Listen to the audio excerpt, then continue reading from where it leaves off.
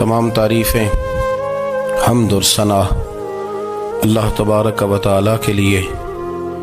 दुरूद सलाम नबी अकरम नूर मुजस्सम शफ़ी मुअज़्ज़म अहमद मुज्तबा जनाब हज़रत मुहम्मद मुस्तफ़ा सल्लल्लाहु ताला अलैहि वसल्लम की ज़ाते वाला सिफ़ात के लिए हम्द और सलात के बाद मुसलमान का ये अक़ीदा है कि हमारा खालिक अल्लाह है, हमारा मालिक अल्लाह, हमारा राज़िक अल्लाह।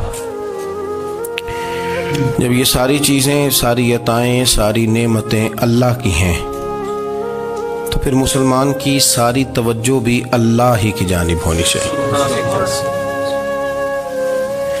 उसे कोशिश करनी चाहिए कि वो हर मामले में, हर मसले में, हर परेशानी में अपनी तवज्जो अपने रब करीम की जानिब मबजूल रखे। इंसान जब अपने इल्म पर भरोसा करने लगता है या अपनी अकल पर भरोसा करने लगता है या अपने ताल्लुकात पर भरोसा करने लगता है या अपनी दौलत पर, माल पर, सेहत पर, तो एक बहुत बड़े धोखे का शिकार हो जाता है। और इंसान जब इंसानों पर भरोसा करने लगता है तो फिर अल्लाह ताला उसे बाज़ौक़ात इंसानों के सुपुर्द कर देता है, इंसानों के सुपुर्द। और बहुत सारे ऐसे लोग भी होते हैं जो रब करीम को भूलते हैं और वो अपनी सारी तवज्जो इंसानों की तरफ, दुनिया की तरफ, दुनियादारों की तरफ कर लेते हैं। तो अल्लाह ताला फरमाता है फिर मैं उन्हें ये सज़ा देता हूँ कि वो मुझे भूलने निकले थे तो मैंने उन्हें उनका अपना आप भी भुला दिया, अपना आप भी। सूरह हश्र को देखिएगा, फरमाया वाला तकूनु कल्लज़ीना नसुल्लाह फ़अन्साहुम अनफुसहुम। उन लोगों की तरह न हो जाना जिन्होंने अल्लाह को भुला दिया तो अल्लाह ने फिर उन्हें उनका अपना आप भी भुला दिया, उन्हें अपनी भी होश नहीं रही। वो ऐसे मसाइल में घिर गए, वो ऐसी आजमाइशों में उलझ गए, वो ऐसी दुनियादारी के अंदर उलझे कि उन्हें अपना भी पता न चला। अब तो ढूंढता फिरता हूँ ऐ इकबाल अपने ही आप को, अब तो ढूंढता फिरता हूँ ऐ इकबाल अपने आप को, आप ही गोया मुसाफिर, आप ही मंजिल हूँ मैं। जब इंसान खुदा फरामोश होता है तो खुद फरामोश हो जाता है। हमारा बड़े ज़माने से तकिया है, कभी अमेरिका पर, कभी यूरोप पर, कभी बरतानिया पर, कभी मालदारों पर, कभी असले वालों पर। उसका नुकसान ये हुआ कि अपना कोई वजूद नहीं रहा, अपना कोई नजरिया नहीं रहा, अपनी कोई सोच नहीं रही। ऐसे महसूस होता है कि कोई मंशूर नहीं, कोई दस्तूर नहीं, लगाम मुंह में है और उसका सिरा किसी के हाथ में है, वो जिधर चाहता है हमें घुमा लेता है। अल्लाह फरमाते हैं यूं ना हो जाना कि तुम रब को भुला दो और फिर तुम्हें अपना आप भी भूल जाए। उलाइका हुमुल फासिकून, फरमाया ये वो लोग हैं जो नाफरमान है अल्लाह के, ये नाफरमान है। जब ये नजरिया बन गया, जब ये जहन बन गया कि पैदा अल्लाह ने किया है, देना अल्लाह ने है, अता करने वाला अल्लाह है, नवाजने वाला अल्लाह, तो फिर सारी तवज्जो दुनियादारों की तरफ रखना, मैं अल्लाह वालों की तरफ तवज्जो रखने का कायल हूँ, मैं वो समझता हूँ, हम उस चीज के कायल हैं। लेकिन वो भी कोई आस्ताना है कि जहां हक मुर्शद का नारा तो बड़ा लगे पर रब का नाम ही ना सुनने को मिले।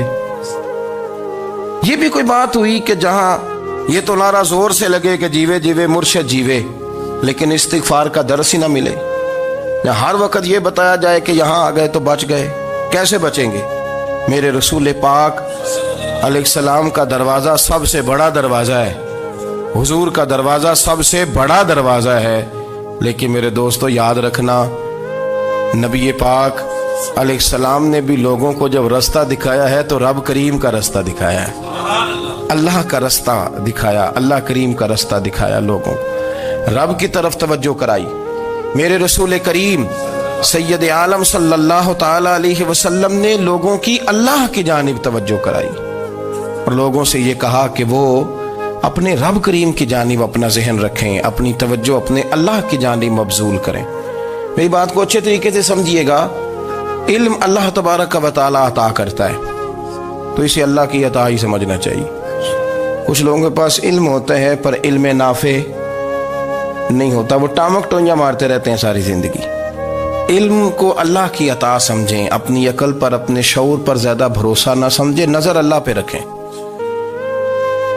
حضرت مولا علی شیر خدا کرم اللہ تعالی وجہہ الکریم سے کسی نے پوچھا تھا بڑا عالم کون ہوتا ہے؟ ہمارے ہاں تو اب وہ والے عالم پائے جاتے ہیں نا، اللہ ماشاءاللہ، جو ممبر پہ بیٹھتے ہیں تو دعوے ہی دعوے ہیں، ممبر پہ بیٹھتے ہیں تو دعوے ہی دعوے ہیں، اس طرح کے عالم ہمارے ہاں پائے جاتے ہیں۔ وہ ہر بات میں دعویٰ کرتے ہیں، میں یہ کر دوں گا، میں وہ کر دوں گا۔ یہ مزاج علماء کا نہیں۔ حضرت علی المرتضیٰ سے کسی نے پوچھا بڑا عالم کون ہوتا ہے؟ فرمایا بڑا عالم وہ ہوتا ہے کہ جسے مسئلے کا پتہ نہ ہو تو وہ کہہ دے مجھے نہیں پتا، میں پتہ کر کے بتاؤں گا، غلط بات بیان نہ کرے۔ امام مالک سے کسی نے کوئی مسئلہ پوچھا تو آپ فرمانے لگے مجھے اس سوال کا جواب نہیں آتا، ہمارے بزرگ سمجھاتے کیا ہے؟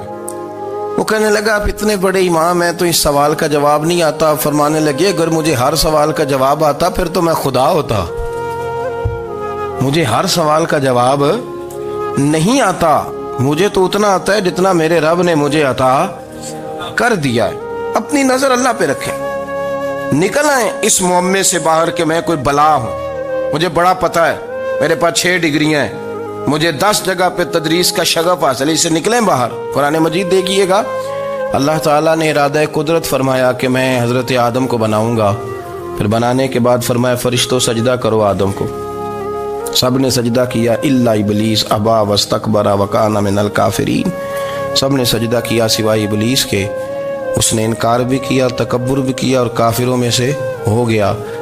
تو یہ جب اللہ تعالیٰ نے سجدہ کرایا تو کیسے کرایا؟ اللہ تبارک و تعالیٰ نے نا حضرت آدم کو علم سکھایا خود، وعلم آدم الاسماء کلہا، خود اللہ فرماتے ہیں کہ میں نے جناب آدم علیہ السلام کو تمام اشیاء کے نام سکھائے، سب اشیاء کے نام سکھائے۔ تو وہ چیزیں پھر میں نے نا، اللہ فرماتے ہیں میں نے فرشتوں پہ پیش کی، میں نے کہا کہ بتاؤ ان کے نام کیا ہے، تو فرشتوں نے جو جواب دیا وہ سمجھنے والا ہے۔ اللہ نے چونکہ خود علم سکھایا تھا حضرت آدم کو، جناب آدم سکھایا تھا، لیکن فرشتوں کو نہیں سکھایا تھا۔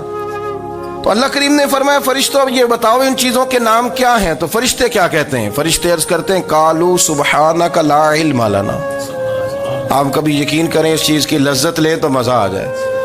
کہا قالوا سبحانک، کہنے لگے تو پاک ہے، قالوا سبحانک، کہنے لگے تو بھئی آدم علیہ السلام کو نام سکھا لیے، پھر فرشتوں کے سامنے وہ چیزیں پیش کر کے کہا ان چیزوں کے نام بتاؤ، تو فرشتے کیا کہتے ہیں؟ کہتے ہیں قالوا سبحانک، تو پاک ہے، لا علم لنا، ہمارے پاس کوئی علم نہیں، الا ما علمتنا، ہمیں تو اتنا پتہ ہے جتنا تو نے ہمیں سکھا دیا ہے، ہمیں تو اتنا پتہ ہے جتنا تو نے ہمیں، لا علم لنا، ہمارے پاس کوئی علم نہیں ہے، اتنا ہی پتہ ہے جتنا تو نے ہمیں سکھا دیا ہے، اس سے زیادہ ہمارے پاس علم۔ اور یہ کیوں تو نے ہمیں جتنا سکھایا اتنا پتہ ہے؟ فرشتے یہ نہیں کہتے یا اللہ تو زیادہ سکھا، آدم کو دیا تو ہمیں بھی دے، یہ نہیں فرمایا، فرمایا انک انت العلیم الحکیم، اے اللہ تو علم والا بھی ہے اور حکمت والا بھی ہے، تجھے پتہ ہے کس کو کتنا دینا ہے، جتنا تو نے مناسب سمجھا جناب آدم کو دیا، اور جتنا تو نے بہتر سمجھا وہ تو نے ہمیں عطا فرمایا۔ تو اگر آپ کے پاس علم ہے، کہیں نالج ہے، اس کو اللہ کی عطا سمجھیں۔ ہمارے ہاں بہت سارے لوگ بن کے بیٹھ جاتے ہیں، میں اکثر کہتا ہوں کہ پھر وہ دعوے کرتے ہیں میرے علاقے والے جاہل ہیں، میرے شہر والے جاہل ہیں، میرے خاندان والے پڑھے نہیں۔ یہ آپ کا دعویٰ ہے، یہ آپ کو خراب کر دے گا۔ ہم نے بہت سارے ایسے لوگ دیکھے جو بہت بڑے عالم تھے، لیکن اللہ جب لینے پہ آیا تو عقل ہی لے گیا، شعور ہی چلا گیا، حافظے ختم ہو گئے۔ آپ دیکھتے ہیں بڑھاپے میں کچھ لوگ ایسے ہوتے ہیں کہ جن کو یہ بھی یاد نہیں رہتا کہ میرا نام کیا ہے، میں کہاں ہوں، مجھے کدھر جانا ہے۔ تو اس وقت سے اللہ کی پناہ مانگیں اور اپنی نظر اپنے رب کریم کی جانب رکھیں، اللہ کی جانب اپنی نظر کو مبذول رکھیں۔ دوسری بات، علم کے بعد ایک چیز آتی ہے جس کا نام ہے ہدایت، جس کا نام ہے تقوی، جس کا نام ہے پرہیزگاری، جس کا نام ہے عمل، عبادت، ریاضت۔ یہ بھی اسی وقت ہی نصیب ہوتی ہے جب میرا رب کریم نصیب فرما دیتا ہے۔ ہم نے نا نیکی کا اپنا اپنا سٹیٹس بنا لیا ہے، اپنا اپنا معیار بنا لیا ہے۔ کچھ لوگ کہتے ہیں کہ جناب مسجد میں سیمنٹ کا توڑا دینے سے بہتر ہے کسی غریب کو آٹے کا تھیلا دے دو۔ اب اس نے اپنا مزاج بنا لیا نا نیکی کا، اس نے اپنا سٹیٹس بنا لیا۔ میرا یہ سوال ہے کہ نبی پاک صلی اللہ تعالیٰ علیہ وسلم جب مدینہ شریف آئے تھے تو حضور نے سب سے پہلے غریبوں میں آٹا تقسیم کیا تھا کہ سب سے پہلے مسجد بنائی تھی؟ کیا عجیب لوگوں کا رنگ ہے، اپنی مرضی کی ہدایت، اپنی مرضی کا تقوی، اپنی مرضی کا معیار۔ مسجد کوئی بڑا چھوٹا خطیب بھی میری طرح کا ہو نا تو وہ مسجد میں بیٹھ کے جب نبی پاک کی بات کرتا ہے تو کہتا ہے میرے رسول پاک غریبوں کا سہارا بن کے آئے۔ وہ غریبوں کی بات کرتا ہے، مسکینوں کی، لاچاروں کی، کمزوروں کی بات۔ تو مسجد ہی تو وہ ادارہ ہے جہاں سے غریبوں کی بات ہو رہی۔ تو اب لوگوں نے غریب کو اور مسجد کو لڑانا شروع کر دیا، اس کو لڑاؤ کہ مسجد میں پیسے دینے سے بہتر ہے آپ غریب کو آٹے کا تھیلا دے دیں۔ آپ یہ کیوں نہیں کہتے کہ مسجد میں بھی آپ توڑا دیں ایک سیمنٹ کا اور ساتھ غریب کو بھی خدمت کریں؟ یہ کیوں نہیں تقویٰ؟ اپنی اپنی مرضی کا مزاج، اپنی اپنی۔ کچھ لوگ کہتے ہیں چھوڑو جی، ساری زندگی انسان نماز پڑھتا رہے اور پھر گالیاں بھی دیتا رہے، بندہ داڑھی بھی رکھ لے اور جھوٹ بولنا بھی نہ چھوڑے۔ تو یہ آپ نے اپنے پاس سے تقوی کا معیار بنایا۔ گالی دینے کا گناہ ہے اور داڑھی رکھنے کا ثواب ہے۔ تو اگر آپ داڑھی رکھے ہوئے ہیں اور آپ کوئی غلطی کر رہے ہیں تو اس سے آپ کی داڑھی کا ثواب ختم، اللہ کرے آپ کو سمجھ آئے میری بات۔ آپ کوئی غلطی کر رہے ہیں، داڑھی کا ثواب اس سے ختم، وہ اپنی جگہ پہ قائم ہے چیز۔ اپنی مرضی کا کیوں تقوی کا معیار بناتے ہیں؟ تقوی کا مزاج اپنی مرضی کا نہ بناؤ۔ اللہ کی بارگاہ سے دعا مانگو کہ یا اللہ ہمیں ہدایت کا نور عطا فرما، اللہ تو ہمیں رستہ دکھا، تو بتا کہ ہدایت کیا ہے۔ تو رب فرماتا ہے اللہ ولی الذین آمنوا، اللہ مومنوں کا مددگار ہے، یخرجہم من الظلمات الی النور، وہ انہیں اندھیروں سے نکالتا ہے اور نور کی طرف روشنی عطا فرماتا ہے۔ اندھیروں سے نور کی طرف اللہ لاتا ہے۔ اللہ ولی، اللہ مومنوں کا ولی ہے، وہ انہیں اندھیروں سے نور کی طرف نکالتا ہے۔ ہدایت ہمیشہ اللہ کی طرف سے سمجھے۔ جب وہ نماز کی توفیق دیتا ہے تو اپنے فضل سے دیتا ہے، جب وہ ذکر کی توفیق دیتا ہے تو اپنے فضل سے۔ ہم سمجھتے ہو جی فلانا نہیں پڑھ رہا بڑا بیوقوف ہے، فلانا نہیں پڑھ رہا، تو تم کیا اپنی عقل کے زور پہ پڑھ رہا ہے؟ میں جی اللہ کے فضل سے 2 سپارے پڑھتا ہوں، تو کس پہ احسان کرتے تو 2 سپارے پڑھ کے رویا کر کہ اگر مالک تو بڑا قریب نہیں۔ بڑے لوگ ہیں جن کو پورا قرآن حفظ ہے پر انہیں پڑھنے کی توفیق نہیں، تو انہیں فضل کیا اور مجھے توفیق دے دی ہے پڑھنے۔ رویا کر، پڑھ کے رویا کر، راتی ساری کر کر زاری، وہ نیند اکھاں تھی توندے تے فجرے اوہی گناہگار کہاون سب تو نیوے ہوندے۔ مہربانی کریں، ڈریں، نیکی کریں تو پھر ڈریں، پھر احساس پیدا کریں، پھر اپنے اندر وہ کمزوری لائیں کہ توبہ توبہ مجھے تو پتہ ہی نہیں، تو جانتا ہی نہیں۔ حضرت سیدنا امام اعظم ابو حنیفہ رحمۃ اللہ تعالی علیہ کے ساتھ ایک شخص کہتا میں نے نماز پڑھی تو عشاء کی نماز تھی۔ یہ جو لوگ بڑے ہوتے ہیں نا،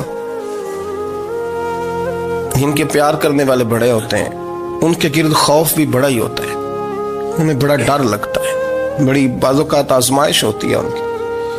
عشاء کی نماز کہتے پڑھی تو امام صاحب نے نا عشاء کی نماز میں تلاوت کی آیتیں فَمَن يَعْمَلْ مِثْقَالَ ذَرَّةٍ خَيْرًا يَرَهُ وَمَن يَعْمَلْ مِثْقَالَ ذَرَّةٍ شَرًّا يَرَهُ، فرمایا جو ذرہ برابر خیر کرے گا وہ بھی قیامت میں دیکھے گا، اور جو ذرہ برابر شر کرے گا وہ بھی قیامت میں اس شر کو دیکھے گا، اس کے سامنے آئے گا۔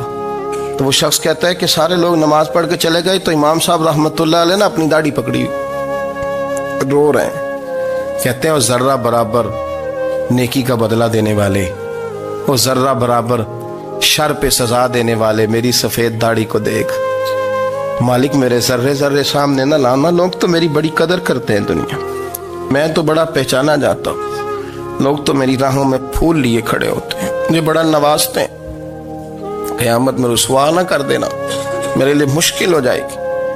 وہ کہتے ہیں میں نے امام صاحب کا درد دیکھا، مجھے کوئی کام تھا تو میں چلا گیا، میں نے کہا کہ وہ اس وقت اللہ کے حضور حاضر ہیں تو میں دوبارہ آؤں گا۔ کہتے ہیں میں تہجد کا وقت آیا تو امام صاحب وہیں بیٹھے تھے، اور ان کی داڑھی آنسوؤں سے بھری ہوئی تھی اور زور سے داڑھی پکڑی ہوئی، کہنے لگے مالک رسوا نہ کر دے، قیامت میں رسوا نہ کر دے۔ یار جو ہدایت یافتہ لوگ تھے وہ تو ڈرے ہوئے تھے، وہ تو سہمے ہوئے تھے، وہ تو کہتے تھے یہ اس کا فضل نہیں، اس نے بلا لیا، یہ اس کا کرم نہیں۔ حضرت باعزید بستامی کسی کافر کو دیکھتے تو رو پڑتے، کہتے مالک تو کتنا قریب ہے، یہ بے ایمان رہ گیا، تو نے اپنے فضل سے مجھے اپنے نبی کا غلام بنا لیا۔ وہ رو پڑتے۔ یہاں تو لوگوں کا دعویٰ ہی بڑا ہے، نمازی اللہ خیر فرمائے وہ تو دوسروں کو گھورتا ہے، وہ کہتا ہے جنت کا میں مالک ہوں، کنجیاں میرے پاس ہیں، میں کسی اور کو گھسنے نہیں دوں گا۔ اور اگر 2-3 حج کر لے تو پھر تو وہ کہتا ہے کہ اب میرے سے پوچھ کے لوگ جنت میں جائیں گے معاذ اللہ۔ اور اگر وہ 2 4 5 7 دفعہ کوئی نفل پڑھ لے تو پھر وہ کہتا ہے چھوڑیں جی سارے لوگ بے عمل ہیں، میں اکیلا نیک ہوں۔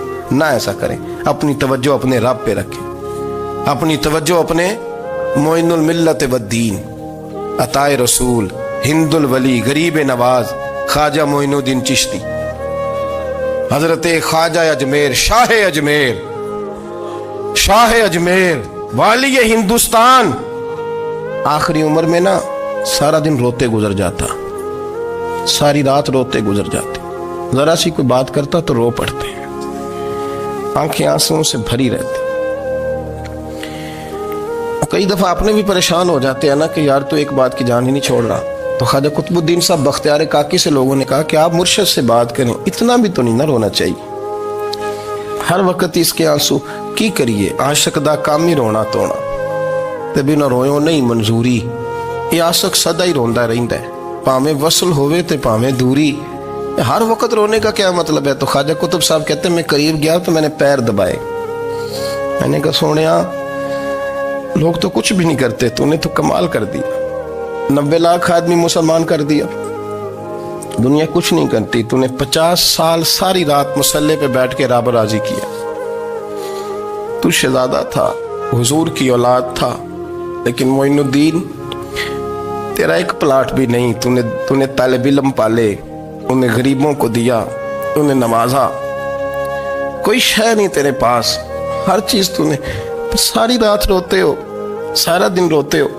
تو خواجہ قطب الدین صاحب کہتے ہیں میں نے جب عرض کیا تو خواجہ صاحب مجھے گلے لگا لیا، چیخ مار کے روئے، کہنے لگے قطب الدین پتر داڑھی سفید ہو گئی، جانے کا وقت آ گیا، جو تو نے نیکیاں گنوائی ہیں وہ ہیں صحیح میرے پاس، پر یار کی بارگاہ میں پیش کرنے کے قابل ایک بھی نہیں، ایک بھی نہیں۔ تو بارگاہ تو دیکھ کتنی بڑی ہے، رسول کریم کی بارگاہ میں پیش کرنے کے قابل ان میں سے ایک بھی نہیں، تو آستانہ دیکھ کتنا بڑا ہے، کیا پیش کروں گا، کیا عرض کروں گا حضور کی بارگاہ میں، کس طرح؟ وہ یار جو بڑے تھے وہ تو ڈرے ہوئے تھے، سہمے ہوئے تھے، وہ تو بڑی آزمائش میں تھے، لیکن میرا اور آپ کا رٹا 2 نمازیں پڑھ کے 6 نمازوں کا دعویٰ کرنا اور لمبی چوڑی کہانیاں بنانا اور اپنے منہ سے اپنی تعریفیں کرنا، اس سے تھوڑا باہر آئیں۔ رزق بھی میرا اللہ ہی دیتا ہے، علم بھی اللہ دیتا ہے، رزق بھی۔ بڑے بڑے فقیروں کو مالدار ہوتے دیکھا، بڑے بڑے مالداروں کو فقیر ہوتے دیکھا، بڑے بڑے، میرے ایک بڑا سخی قسم کا سجن ہے، بڑا پیارا ہے، میں اسے سخی مانتا ہوں، میں نے اپنی پریشانیوں کے دنوں میں بھی اس شخص کو سخی دیکھا۔ ایک دن رات کو مجھے ٹیلی فون کر کے کہنے لگا کدھر ہو؟ میں نے کہا میں گھر ہوں۔ نہیں اکثر سفر میں ہوتے ہو نا؟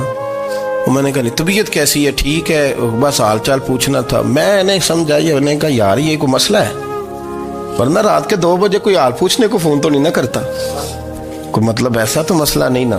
تو میں نے بیک کال کی، میں نے کہا یار میری بات سن، مسئلہ کیا؟ کہ نہیں کچھ نہیں دل کر رہا تھا۔ میں نے کہا میری گال سن، رہے اسی 4-5 سال کٹھے، میں تین جاننا، اصل بات کر۔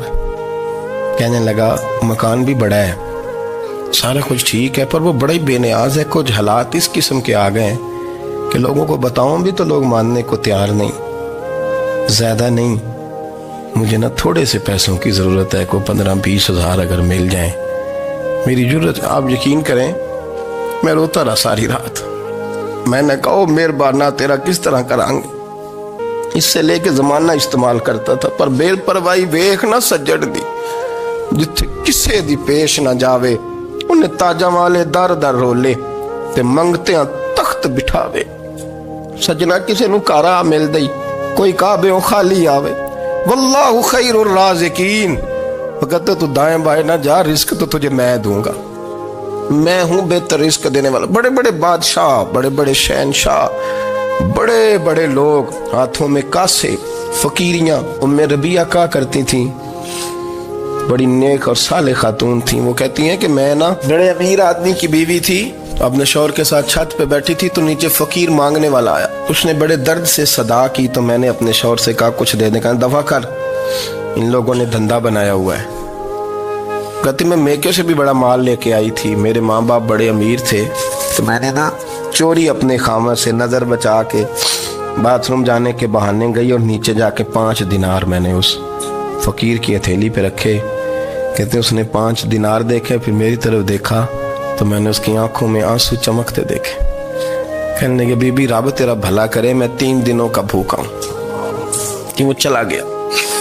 میں گھر آ گئی، جب باہر آئی تو میرا شوہر کہنے لگا تو اتنی اب اتنی تو تیز ہو گئی ہے اور تو اتنی خود مختار ہو گیا، میرے بغیر پوچھے مال خرچ کرے گی، جا تجھے 3 طلاقیں. کہتی میں بالدار اور وزادار باپ کی بیٹی تھی، طلاق لے کے گھر آئی تو میرا باپ ٹوٹ گیا، چارپائی پہ چلا گیا. اوہو یہ کیا بن گیا. کہتی بڑی تکلیف رہی. 1-2 سال کے بعد میرے ابا نے میری شادی کر دی. اب جس شوہر کے پاس گئی وہ بڑا نیک تھا، پرہیزگار تھا، اللہ نے بہترین صلہ دیا. کہتی چھت پہ بیٹھی تھی، دروازے پہ فقیر آیا، میں نے شوہر سے کہا کچھ دے دوں. کہنے لگا 5 نہ دینا، 15 دینا، 20 دینا، میں فقیر ہوں، میں نے فقر سے دولت دیکھی ہے، اسے خالی نہ لوٹانا. کہتی ہے کہ میں نیچے گئی اور جب میں نے اس کی طرف دینار بڑھائے تو میری چیخ نکلی، پیسے پھینک کے میں بے ہوش ہو کے گری. میرا شوہر نے آ کے اٹھایا، اندر لے گیا، پانی منہ پہ چھڑکا. کہنے لگا تجھے کیا ہوا؟ کہنے لگی یہ جو مانگنے آیا یہ میرا پہلا شوہر تھا، وہی تھا جو کہتا تھا کہ تو 5 دینار دے آئیے، جا تجھے 3 طلاقیں. پڑھو نا حدیث پاک. میرے نبی پاک علیہ السلام نے فرمایا ایک بندہ گنجا تھا. گنجا کوئی ترتیب آگے پیچھے ہو جائے تو مفہوم کے لحاظ سے، لیکن میں مفہوم اس کا واضح کرتا ہوں. ایک گنجا تھا، کوئی شے نہیں تھی، سر پہ بال بھی نہیں تھے، رویا کرتا تھا. اللہ تعالیٰ نے فرشتے کو بھیجا، تجھے کیا چاہیے؟ تو کہنے لگا بال آ جائیں اور تھوڑا مال آ جائے. فرشتے نے ہاتھ پھیرا تو بال بھی آ گئے تو بکریاں بھی آ گئیں، لائنیں لگ گئیں، مال ہی مال ہو گئے. دوسرے کے پاس گیا، وہ کوڑا تھا، اس کو جا کے کہا کیا چاہیے؟ کہنے لگا شفا ہو جائے اور کچھ اللہ تعالیٰ آسانی کر دے. شفا بھی ہو گئی، گائیں بھی دے دی، بھینسیں بھی دے دی، مال ہی مال ہو. پھر ایک کے پاس گیا، وہ اندھا تھا، تجھے کیا چاہیے؟ اس نے کہا آنکھیں ملنے اور کچھ ساتھ اللہ مال دے دے. اونٹ ہی اونٹ ہو گئے. جب بڑا نواز دیا تو پھر مالک نے امتحان لینے کا ارادہ کیا. یاری تیری سونا ہے پر آزمائشاں بھی تیریاں اگ. آزمائشاں تیریاں، صحیح کہہ رہا ہوں، آزمائشاں تیریاں، یاری تیری سونا ہے پر آزمائشاں تیریاں. یہ سونا پرکھیا جامدائی پہلو نہ لگاں دے لگ. اللہ نے فرمایا آزمائش کرو. سب سے پہلے گنجے کے پاس آئے، اسے کہا اللہ کے رستے میں کچھ دیکھنے لگا، میرے خرچے ہی بڑے. دیکھو تو صحیح کتنی مشکل میں وقت گزارتا ہوں، حال ہی کوئی نہیں. تو اس نے کہا میں نے تو سنا ہے تو گنجا اور بھوکا ننگا تھا. کہنے لگا میں تو جدی پشتی رئیس اعظم ہوں، تجھے کس پاگل نے کہا ہے بھاگ جا؟ اس نے کہا اچھا جیسے تو تھا ویسے ہی ہو جائے. کھیت کھلیان اجڑ گئے، پھر سے گنجا ہو گیا. حضور علیہ السلام فرمانے لگے، پھر وہ اس کے پاس گیا جو کوڑا تھا، اسے کہا کچھ دے. کہنے لگا خرچے ہی بڑے. اب پوچھ لیں کسی امیر آدمی سے، کہے گا چکی کے نیچے ہاتھ ہے میرا، میرے سے زیادہ تو پریشان بندہ ہی کوئی نہیں. کیا بتاؤں آپ کو، اتنا ٹیکس ہے، اتنا جرمانہ ہے، فلانی شیف، بڑا کچھ گنواتے ہیں لوگ. اس نے کہا میں نے تو سنا تو پہلے کوڑا تھا. اس نے کہا جا دوڑ جا، میں تو رئیس اعظم ہوں، دادا بھی پردادا بھی اور ساری نسل ہی. اس نے کہا اچھا جیسے تو تھا ویسے ہی ہو جائے. پھر وہ گیا اندھے کے پاس اور جا کے کہا اللہ کے نام پہ کچھ دے. تو کہنے لگا رب کے نام پہ؟ یہ کھڑے ہیں اونٹ، جتنے تیرے دل کرے لے دا.